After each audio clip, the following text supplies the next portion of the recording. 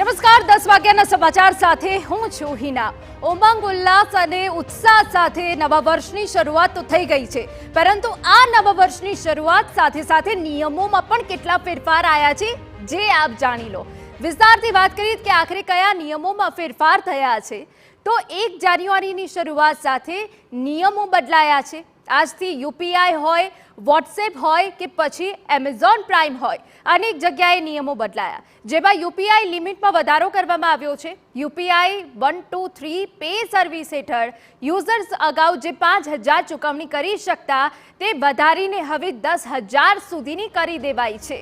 તો બીજી તરફ વોટ્સએપ સપોર્ટ બંધ થઈ રહ્યું છે।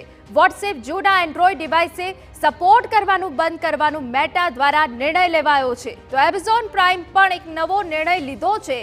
1 જાન્યુઆરીથી હવે યુઝર્સ એમેઝોન પ્રાઇમ પરથી માત્ર 2 ટીવીનો જ એક્સેસ આપી શકશે।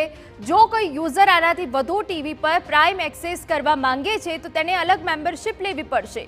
તો જાણીએ નવા વર્ષની શરૂઆત સાથે અન્ય કયા કયા નિયમો બદલાયા।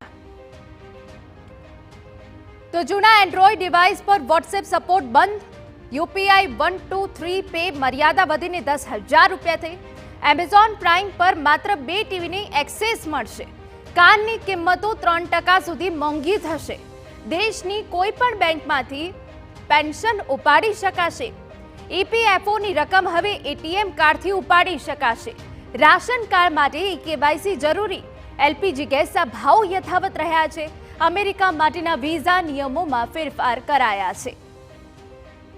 હવે જોવાનું એ રહ્યું કે અલગ અલગ ક્ષેત્રોમાં નિયમોમાં થતા ફેરફારો પરથી સામાન્ય માણસના જીવન પર શું અસર પડશે, કેટલાક લોકો તેનાથી અસરગ્રસ્ત થશે તે હવે આગળના સમયમાં જોવાનું રહ્યું।